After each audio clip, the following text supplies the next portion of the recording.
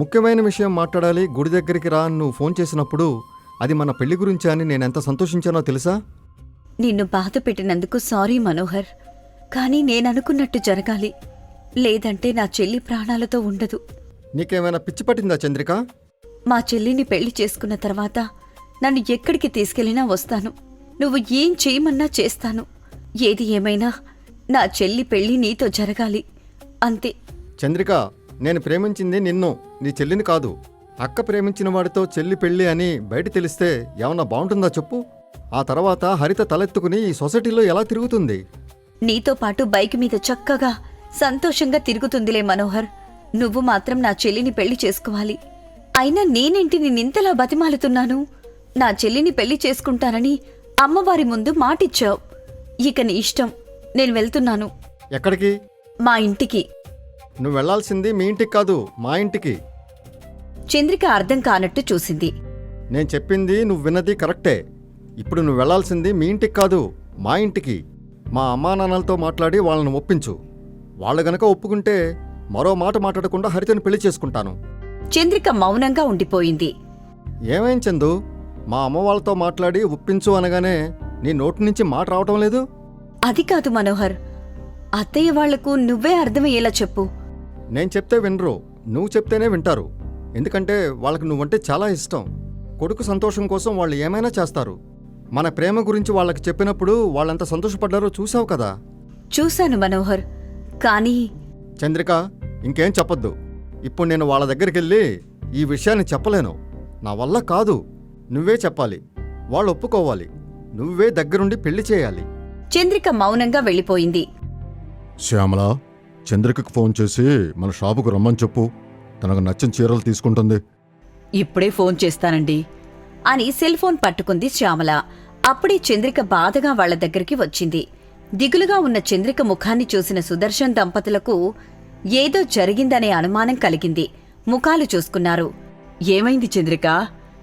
ఎందుకంత దిగులుగా ఉన్నావు? అత్తయ్య, మావయ్య, మీరు నాకొక మాటివ్వాలి. నీకు మనోహర్కి పెళ్లి చేస్తామని ఇంతకు ముందే మాటిచ్చాం కదమ్మా. మళ్ళీ మాటివ్వాలని అడుగుతున్నావు? ఏం జరిగిందమ్మా? ప్లీజ్ మావయ్య, ఇంతకు ముందిచ్చిన మాట నా గురించి, ఇప్పుడివ్వాల్సిన మాట మా చెల్లి గురించి. హరిత గురించి మాటివ్వాలా? సరే చంద్రిక, ఏం మాట కావాలి?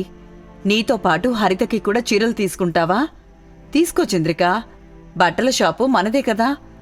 ఒక చీరలే కాదు, హరితకి ఏం నచ్చితే అది తీసుకోమని చెప్పు. అత్తయ్య, హరిత కోరుకుంటుంది చీరలు నగలు కాదు. ఇంకేం కోరుకుంటుంది? ఇల్లు కానీ డబ్బులు కానీ కావాలంటుందా? మనోహర్తో తన పెళ్లి జరగాలని కోరుకుంటుంది మామయ్య. ఏంటి? మనోహర్తో తన పెళ్లి జరగాలని కోరుకుంటుందా? శ్యామలకి ఆ మాట కరెంటు షాక్ కొట్టినట్టు అయింది. చంద్రిక, నువ్వేమంటున్నావో నీకు కొంచెమైనా అర్థం అవుతుందా? ఇది సరదాగా మాట్లాడుకునే విషయం కాదమ్మా. అసలు ఈ ఆలోచన మీ ఇంట్లో ఎవరిది? ఎవరిది కాదు మామయ్య, పరిస్థితులదే. హరిత చాలా పట్టుబడుతోంది. మనోహర్తో పెళ్లి జరగకపోతే ఏం చేసుకుంటానో నాకే తెలియదని భయపెడుతోంది. మరి మనోహర్ ఏమన్నాడు? మీరొప్పుకుంటే అతను కూడా ఒప్పుకుంటానన్నాడు మామయ్య.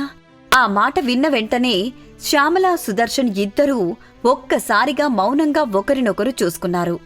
మనోహర్ కూడా ఇలా అనడం నాకస్సలు నచ్చలేదు. ఇది పెళ్లి విషయం చంద్రిక, ఆట కాదు. ఒక్క నిమిషం శ్యామల, మనం ఈ విషయంలో తొందరపడకూడదు. ముందుగా హరితని పిలిచి మాట్లాడదాం. చంద్రిక, ఇప్పుడు హరిత ఎక్కడుంది? హాస్పిటల్లో ఉంది మావయ్య అంటూ జరిగింది మొత్తం చెప్పింది. శ్యామల, సుదర్శన్లకు ఏం మాట్లాడాలో అర్థం కాలేదు. ముఖాలు చూసుకున్నారు. ఇంట్లో వాతావరణం ఒక్కసారిగా గంభీరంగా మారింది. అప్పుడే బయట నుంచి మనోహర్ ఇంటికొచ్చాడు. చంద్రికని చూశాడు. నేననుకున్నదే చేసావు చంద్రిక. అమ్మా, నాన్న, చంద్రిక మీకు అన్ని విషయాలు చెప్పుంటుందే. మనోహర్, ఇదంతా నిజమేనా? అవునమ్మా, చంద్రిక మీకు చెప్పింది నిజమే. మీరెలా చెప్తే అలా చేస్తాను నాన్న. నాకేమో చంద్రికని పెళ్లి చేసుకోవడం ఇష్టం, చంద్రికేమో హరితని పెళ్లి చేసుకోమంటుంది. ఆలోచించి మీరే నిర్ణయం తీసుకోండి. నాకు చాలా తలనొప్పిగా ఉంది, కొంతసేపు రెస్ట్ తీసుకుంటాను అని చెప్పి తన గదిలోకి వెళ్ళిపోయాడు. సరేలే, హరిత హాస్పిటల్ నుంచి వచ్చిన తర్వాత మనందరం వెళ్ళి మాట్లాడదాం.